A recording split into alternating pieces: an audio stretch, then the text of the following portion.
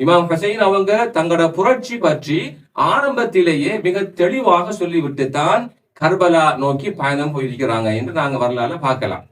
எனவே இமாம் ஹுசைன் அவங்க புரட்சி செஞ்சது எதுக்காக, ஏன் கர்பலாவுக்கு புறப்பட்டு போனாங்க, ஏன் தங்களோட அருமையான உயிரை தியாகம் செஞ்சாங்க என்பதை அவங்களோட வாய்மொழியின் ஊடாகத்தான் நாங்க புரிஞ்சு கொள்ள வேண்டும். வேற யார வாய்மொழி ஊடாக புரிஞ்சு கொள்ள வேண்டிய அவசியம் இல்லை.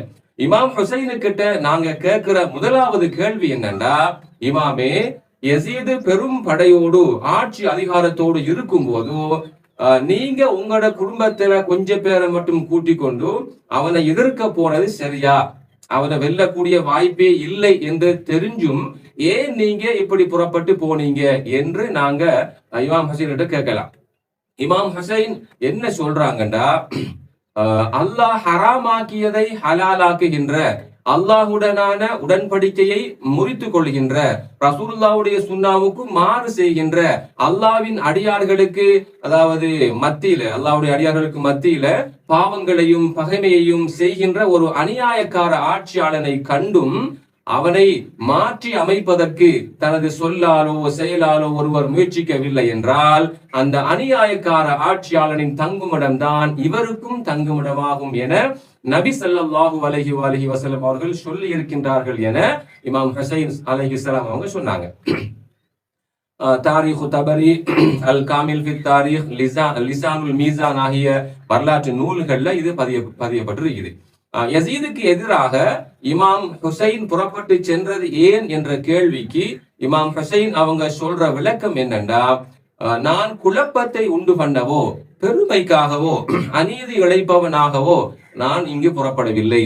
எனது பாட்டனாருடைய சமுதாயத்தில் சீர்திருத்தத்தை ஏற்படுத்துவதற்காகவே நான் புறப்படுகின்றேன். நன்மையை ஏவி தீமையை தடுப்பதே எனது நோக்கம். எனது பாட்டனாருடைய, எனது தந்தையுடைய வழியிலேயே நான் செல்கின்றேன் என்று இமாம் ஹுசைன் அலைஹிஸ்ஸலாம் அவங்க சொல்லி இருந்தாங்க. பிஹாருல் அன்வார் நூல்ல இது பதியப்பட்டிருக்கிறது. இமாம் ஹுசைனின் இந்த கூற்றில இருந்து நாங்க விளங்கி கொள்ற விஷயம் என்னன்னு சொன்னா, இமாம் ஹுசைன் அவங்க புரட்சி ஒன்றை மேற்கொண்டாங்க. அதற்கான காரணம் என்ன, நோக்கம் என்ன என்று பார்க்கும்போது, இஸ்லாம் மார்க்கத்தில சீர்திருத்தத்தை ஏற்படுத்த வேண்டும், நன்மையை ஏவி தீமையை தடுக்க வேண்டும் என்பதுதான் அவங்களுடைய ஒரே நோக்கமாக இருந்துச்சு. இமாம் ஹுசைன் புறப்பட்டது மிகவும் தூய்மையான இஹ்லாஸான எண்ணத்தோடு முஸ்லிம் உம்மத்தின் மத்தியில சீர்திருத்தத்தை ஏற்படுத்த வேண்டும் என்ற தூய்மையான எண்ணத்தோடு தான் அவங்க வெளிப்பட்டாங்க, புறப்பட்டாங்க. அதை தவிர வேறு எந்த ஒரு நோக்கமும், அரசியல் அல்லது உலகாய் நோக்கம் எதுவுமே அவங்களுக்கு இருக்கல. அப்ப சீர்திருத்தம் ஏற்படுத்தணும் என்கிற அளவுக்கா அப்போதைய ஆட்சி முறை இருந்துச்சு என்று அடுத்த கேள்வியை நாங்க இமாம் கிட்ட கேட்டு பார்க்கலாம். அவங்க என்ன சொல்றாங்கண்டா, அறிந்து கொள்ளுங்கள், இந்த ஆட்சியாளர்கள் ஷைத்தானுக்கு வழிபட்டு அல்லாஹ்வுக்கு வழிபடுவதை விட்டு விட்டார்கள், குழப்பத்தை ஏற்படுத்துகிறார்கள், இறை கட்டளைகளை புறக்கணித்து விட்டார்கள், கெட்ட செயல்களை பகிரங்கமாக செய்கின்றார்கள், அல்லாஹ் ஹராமாக்கியதை ஹலாலாக்குகின்றார்கள், அவன் ஹலாலாக்கியதை ஹராமாக்குகின்றார்கள். இந்த நிலையை மாற்றுவது எனது கடமை என இமாம் ஹுசைன் அவர்கள் சொன்னார்கள். தாரீஹ் தபரியில இந்த விஷயம் சொல்லப்பட்டிருக்கிறது. இமாம் ஹுசைன் அவர்கள் யுத்தம் செய்ய வேண்டும், போராட வேண்டும் என்ற நோக்கத்தோட கர்பலாவுக்கு புறப்பட்டு செல்லல. ஏனென்றா யுத்தம் செய்யறதுக்காக ஒருவர் போர்க்களத்துக்கு போறதாக இருந்தா அவர்கிட்ட ஒரு படை இருக்கணும், படை வீரர்கள் இருக்கணும். ஆனா இமாம் ஹுசைன் அவர்கள் என்ன செஞ்சாங்க, தங்களோட அவங்களோட பெண்கள், அவங்களோட குழந்தைகள் என்று அவங்களோட குடும்பத்தை தான் கூட்டிட்டு போனாங்க. அந்த குழுவில 6 மாத குழந்தை கூட இருந்துச்சு. யுத்தத்துக்கு போற யாரும் தங்களோட குடும்பத்தை, பெண்களை, குழந்தைகளை கூட்டிக்கிட்டு கொண்டுட்டு போக மாட்டாங்க என்பது எல்லாருக்கும் தெரிஞ்ச விஷயம். எனவே யசீதின் படையோடு யுத்தம் செய்யறது இமாம் ஹுசைனுடைய நோக்கம் அல்ல என்பதை நாங்க இதன் மூலமாக வழங்கிக் கொள்ள முடியும். யசீதுடைய ஆட்சி இஸ்லாமிய ஆட்சிக்கு, இஸ்லாத்துக்கு விரோதமான ஒரு ஆட்சி என்கிறத உலகறிய செய்வது, அது பற்றிய விழிப்புணர்வை மக்கள் மத்தியில ஏற்படுத்தி சமுதாயத்தில சீர்திருத்தத்தை ஏற்படுத்துறது தான் அவங்களோட இமாம் ஹுசைனுடைய நோக்கமாக இருந்துச்சு. யசீதுடைய ஆட்சியில முஸ்லிம் உம்மத்து முழுமையாக சீர்கட்டு போயிருந்துச்சு. அவ்வளவு மோசமான ஒரு சீர்கேடு. அதுக்கு முதல்ல எப்போதுமே அப்படியான ஒரு மோசமான நிலை இருக்கல. முஆவியாவுடைய ஆட்சி காலத்துல கூட ஊழல்களும் மார்க்க விரோத செயல்களும் இருந்துச்சு, மலிஞ்சிருந்துச்சு. ஆனா இஸ்லாத்துக்கு விரோதமான செயற்பாடுகள் இருந்துச்சு. ஆனா அதெல்லாம் பெரும்பாலும் மறைமுகமாகத்தான் இருந்துச்சு, வெளிப்படையாக பகிரங்கமாக இருக்கல. ஆட்சியாளர்களும் பெரும்பாலான மனிதர்களும் பொதுமக்களும் சீர்கட்டு போயிருந்தாங்க. என்றாலும் இஸ்லாமிய சட்டங்களுக்கு மதிப்பு அங்க இருந்துச்சு. ஆனா யசீதுடைய ஆட்சியை பார்க்கிற பொழுது மார்க்கத்துக்கு விரோதமான எல்லா விஷயங்களும் மிக பகிரங்கமாக இடம்பெற தொடங்கி இருந்துச்சு. மனிதர்கள், பொதுமக்கள், ஆட்சியாளர்கள் மட்டுமன்றி அந்த கால அறிஞர்கள் கூட, மார்க்கத்தை பிரச்சாரம் செய்யற பிரச்சாரகர்கள் கூட சீர்கட்டு போயிருந்தாங்க. குர்ஆனுக்கு தவறான விளக்கங்களை கொடுக்க ஆரம்பிச்சாங்க. நன்மையை தீமை என்றும் தீமையை நன்மை என்றும் மாற்றி பேச ஆரம்பிச்சாங்க. இஸ்லாத்தை 180 பாகைக்கு முழுமையாக திருப்பி விட்டாங்க, தலைகளாக பிரட்டி போட்டுட்டாங்க. இனி இஸ்லாம் மெல்ல சாகும் என்ற நிலை வந்து விட்டது. இப்படியான ஒரு நேரத்தில ஒரு உண்மையான மூமின், அதுவும் நபியுடைய வாரிசு, இந்த அநியாயங்களையும் சீர்கேடுகளையும் பார்த்து கொண்டு எதுவும் செய்யாமல் இருக்க முடியுமா? அதுதான் இமாம் ஹுசைனின் புரட்சிக்கு முக்கியமான காரணம். முஸ்லிம் உம்மத்துக்கு மத்தியில ஏற்பட்டுள்ள சீர்கேடுகளை அகற்றி சீர்திருத்தத்தை ஏற்படுத்துறதுதான் அவங்களுடைய ஒரே நோக்கமாக இருந்தது. இந்த விஷயத்தை இமாம் ஹுசைன் அவர்கள் ஏற்கனவே தெளிவாக விளங்கி வச்சிருந்தாங்க. அதனாலதான் யசீதை ஹலீஃபாவாக ஏற்றி பையத் செய்யுமாறு இமாம் அவர்கள் வற்புறுத்தப்பட்ட போது இமாம் என்ன சொன்னாங்க என்று சொன்னா, யசீதை போன்றவர்களை தலைவராக ஏற்றுக்கொள்ள வேண்டிய நிலை இந்த உம்மத்துக்கு வருமானால் சலாம் கூறி இஸ்லாத்தை வழி அனுப்பி வைக்க வேண்டியதுதான் என்று அவங்க சொன்னாங்க. பிஹாருல் அன்வார்ல இந்த விஷயம் இடம்பெற்றிருக்குது. சில நேரங்கள்ல எங்கள்ல கொஞ்சம் பேருக்கு இமாம் ஹுசைன் மேல திடீரென்று ஒரு இரக்கம், ஒரு அனுதாபம் வந்துவிடும். அப்ப என்ன சொல்லுவாங்கடா, இமாம் கர்பலாவுக்கு போகாம இருந்திருந்தா இப்படி ஒரு மோசமான கொலைக்கு உள்ளாகி இருக்க மாட்டாங்களே என்று அவங்க அனுதாபப்பட்டு பேசிக்கொள்வாங்க. நீங்க இப்படியெல்லாம் கதைப்பீங்க என்று இமாமுக்கு ஏற்கனவே தெரியும் போல. அதுதான் அவங்க சொல்லி இருந்தாங்க. எப்படின்னு சொன்னா, இந்த கேடு கெட்டவன் 2 நிர்பந்தங்களுக்கு இடையில என்ன வச்சிருக்கிறான், 2 நிர்பந்தங்களுக்கு மத்தியில என்னை வைத்துள்ளான். ஒன்று சண்டையிட வேண்டும் அல்லது இழிவாக சரணடைய வேண்டும். இழிவு என்பது எம்மை விட்டும் வெகு தூரமானது என்று இமாம் ஹுசைன் அவர்கள் சொன்னார்கள். இமாம் அவர்களுக்கு இருந்தது 2 ஆப்ஷன் தான். ஒன்று யசீதை ஹலீஃபாவாக ஏற்று இழிவடைய வேண்டும், அல்லது அவனுடைய ஆட்சி முறையை எதிர்த்து போராடி உயிரை விட வேண்டும், தியாகம் செய்ய வேண்டும். எனவே 2வது ஆப்ஷனை அவங்க தெரிவு செஞ்சாங்க. ஏனென்றா இழிவு என்பது நபியின் குடும்பத்துக்கு எப்போதுமே வர முடியாதது, வெகு தூரமான ஒரு விஷயம். இழிவு என்பது எம்மை விட்டும் வெகு தூரமானது என்ற இமாமின் உறுதியான பிரகடனம் இன்றும் எங்கள் உள்ளத்துக்கு உறுதியை தரும் தாரக மந்திரமாக நிலைத்து நிற்கின்றது. ஆரம்பத்துல யசீதுக்கு பையத்து செய்யுமாறு இமாம் வற்புறுத்தப்பட்ட போது இமாம் சொன்னாங்க, நாங்கள் நுபுவத்துடைய குடும்பம், ரிசாலத்தின் ஊற்று, மலக்குகளோடு பழகியவர்கள், எங்களை கொண்டுதான் அல்லாஹ் ஆரம்பித்தான், எங்களை கொண்டுதான் அல்லாஹ் முடித்து வைப்பான். ஆனால் யசீது மோசமானவன், கெட்டவன், மது வருந்துபவன், உயிர்களை கொல்பவன், கெட்ட செயல்களை பகிரங்கமாகவே செய்யக்கூடியவன். என்னை போன்ற எவரும் அவனை போன்ற ஒருவருக்கு பையத்து செய்ய மாட்டார்கள் என்றார்கள் இமாம் ஹுசைன் அவர்கள். பிஹாருல் அன்வார் நூல்ல இது இடம்பெற்றிருக்கிறது. என்னை போன்ற ஒருவர் அவனை போன்ற ஒருவருக்கு ஒருபோதும் அடிபணிய மாட்டார், அடங்கி போக மாட்டார் என்பது இன்று அடக்குமுறைக்கு எதிரான, அநியாயத்துக்கு எதிரான மிகப்பெரிய கோஷமாக, நீதியை விரும்பும் மக்களின் தார்மீக மந்திரமாக நிலைத்து நிற்கின்றது. இமாம் ஹுசைன் சொன்னாங்க என்னன்னா, நிச்சயமாக இழிவடைந்தவனாக உங்களுக்கு முன்னால் சரணடைய மாட்டேன், அதே வேளையில் ஒரு அடிமையை போல பயந்து ஓடி ஒளிந்து கொள்ளவும் மாட்டேன் என்று அவங்க உறுதியாக சொன்னாங்க. பிஹாருல் அன்வார்ல இது இடம்பெற்றிருக்கிறது. இமாம் ஹுசைன் சொன்னாங்க, பாருங்கள், சத்தியம் நடைமுறைப்படுத்தப்படாமல், அசத்தியம் தடுக்கப்படாமல் இருந்தால் ஒரு மூமின் அல்லாஹ்விடம் சென்று விடுவதுதான் நல்லது.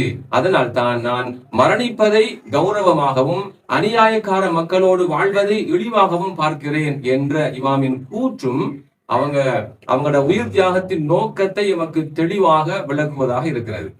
இன்னொரு முக்கியமான விடயம் என்னன்னு சொன்னா, இப்ப உள்ள மேதாவிகள் சொல்றாங்க தானே, இமாம் ஹுசைன் கர்பலாவுக்கு போகாம மக்காவிலே இருந்திருக்கலாம், அப்படி இருந்திருந்தா இப்படி ஒரு அநியாயமான மரணம் அவங்களுக்கு வந்திருக்காது என்று சொல்றாங்க தானே. இமாம் ஹுசைன் அவங்க கர்பலாவுக்கு போகாம மக்காவிலேயே இருந்திருந்தா 2 ஆபத்துகள் அவங்களுக்கு இருந்துச்சு. ஒன்று என்னண்டா, காபா புனிதமான ஒரு ஆலயம், புனிதமான ஒரு இடம். அங்க வச்சு இமாமை கொல்வதற்கு இந்த அரச படைகள் திட்டம் போட்டிருந்தாங்க. அப்படி ஒரு முயற்சி நடந்துச்சு. புனிதமான இடத்துல ரத்தம் சிந்த வேண்டிய நிலை ஏற்பட்டிருக்கும் என்பது ஒரு காரணம். அதை தவிர்க்க இமாம் விரும்பினாங்க. அதாவது புனிதமான அந்த காபாவுடைய இடத்துல வச்சு ரத்தம் சிந்த கூடாது, அதை நாங்க தடுக்க வேண்டும் என்பதற்காக அவர்கள் மக்காவை விட்டு வெளிப்பட்டாங்க. அதை விட முக்கியமான இன்னொரு விடயம் இருந்துச்சு என்னன்னு சொன்னா, மக்காவில வச்சு இமாம் ஹுசைன் கொல்லப்பட்டிருந்தா இமாமை கொலை செய்தது யாரு, ஏன் இமாம் கொலை செய்யப்பட்டாங்க என்பதெல்லாம் உலகத்துக்கு தெரியாமலே தெளிவில்லாமலே போயிருக்கும். அதனாலதான் இமாம் அங்கிருந்து வெளிப்பட்டாங்க, ஈராக் நோக்கி புறப்பட்டு போனாங்க. அங்க யசீதுடைய உமையா படையால சுற்றி வளைத்து படுகொலை செய்யப்பட்டாங்க. இப்ப உலகத்துக்கே தெரியும் இமாம் ஹுசைனை கொன்றது யசீதும் அவருடைய உமையா படையும் தான் என்பது. ஏன் கொல்லப்பட்டாங்க? யசீதுடைய ஆட்சி இஸ்லாத்துக்கு விரோதமான ஒரு ஆட்சி, அநியாயமான ஒரு ஆட்சி. அந்த அநியாயத்தை தடுக்க போனதாலதான் இமாம் ஹுசைன் கொல்லப்பட்டாங்க என்பது இன்று உலகமே அறிந்து கொண்ட விஷயமாக மாறி இருக்கிறது. இப்படி தெளிவாக இருக்கும் போது கூட கொஞ்சம் பேரு இமாம் ஹுசைனை யசீது கொல்லல, அப்படி செய்ய சொல்லல என்று யசீதை பாதுகாக்கிறதுக்கு கூச்சல் போட்டு கொண்டு இருக்கிறாங்க. அப்படி இருக்கும் போது அவங்க மக்காவில வச்சு கொல்லப்பட்டிருந்தா ஏன் கொல்லப்பட்டாங்க, யாரால கொல்லப்பட்டாங்க என்பது தெரியாமலே போயிருக்கும். இமாம் ஹுசைனின் உயிர் தியாகம் அர்த்தமற்றதாக போயிருக்கும். ஒரு விஷயத்தை நாங்க தெளிவாக விளங்கிக் கொள்ள வேண்டும். இன்று நாங்க முஸ்லிம்களாக நல்ல இஸ்லாமிய வழிகாட்டல்ல வாழ்கிறோம் என்றால் அதற்கு இமாம் ஹுசைனுடைய பங்களிப்பு, அவங்களுடைய உயிர் தியாகம் மிக முக்கியமான ஒரு விஷயம். இது எங்கள்ல நிறைய பேருக்கு விளங்குறது இல்லை. இமாம் ஹுசைன் யசீதை எதிர்க்காம விட்டிருந்தா இன்று யசீதுடைய ஆட்சிதான் இஸ்லாமிய ஆட்சியாளர்களுக்கெல்லாம் முன்மாதிரியாக மாறி இருக்கும். ஏனென்றா யசீது இஸ்லாமிய நடைமுறைகள் எதனையும் கொஞ்சமும் பின்பற்றவில்லை என்பதை வரலாறுகள் எமக்கு தெளிவாக கூறுகின்றன. அவன் இஸ்லாமிய நெறிமுறைகள் எல்லாவற்றையும் புறக்கணித்தான். ஹலாலை ஹராமாக்கினான், ஹராத்தை ஹலாலாக்கினான், இஸ்லாமிய ஒழுக்க மாண்புகளை தூக்கி வீசினான், இஸ்லாமிய அறிஞர்களை கூட தனக்கு சாதகமாக மாற்றிக்கொண்டான். அப்போது இருந்த சஹாபாக்கள், தாபீன்கள், நல்லடியார்கள் யாருமே, பெரும்பாலும் யாருமே அவனை எதிர்க்கல்ல, பயந்தாங்க. எல்லாரும் பயந்தாங்க. உயிர் பயம். யசீதை எதிர்த்தால் உயிரை இழக்க வேண்டி வரும், உடைமைகளை இழக்க வேண்டி வரும், குடும்பத்தை இழக்க வேண்டி வரும் என்கிற பயம். அதனால யசீதுடைய ஆட்சி இஸ்லாமிய ஆட்சி அல்ல, அது இஸ்லாத்துக்கு முற்றிலும் விரோதமான ஆட்சி என்பதை நல்லா விளங்கி கொண்ட நல்ல மக்கள் கூட அவனை எதிர்க்காம, அந்த உண்மைகளை மக்களுக்கு தெளிவுபடுத்தாம, அதாவது மனசுக்குள்ளேயே அதை வச்சு கொண்டு யசீதை மனசுக்குள்ளேயே வெறுத்துக்கிட்டு பேசாம இருந்துட்டாங்க.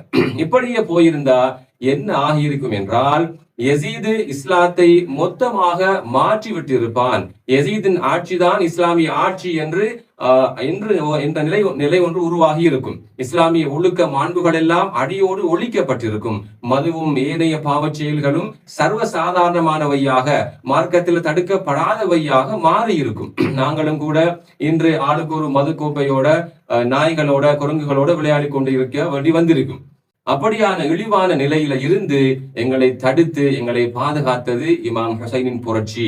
நபியால அறிமுகப்படுத்தப்பட்ட இஸ்லாமிய ஒழுக்க மாண்புகளுக்கும் யசீதின் ஆட்சிக்கும் எந்த சம்பந்தமும் இல்லை என்பதை உலக மக்களுக்கு உரத்து கூறியது இமாம் ஹுசைனுடைய இந்த புரட்சி. நபி கொண்டு வந்த இஸ்லாமிய ஒழுக்க மாண்புகளுக்கும் மரபுகளுக்கும் புத்துயிர் ஊட்டியது இமாம் ஹுசைனுடைய இந்த புரட்சி. நபி ஸல்லல்லாஹு அலைஹி வஸல்லம் அவர்கள் இஸ்லாத்தை உலகுக்கு அறிமுகப்படுத்தினார்கள்.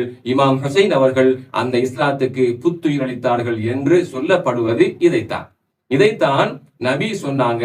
ஹுசைன் என்னில் உள்ளவர், நான் ஹுசைனில் உள்ளவர் என்றாங்க.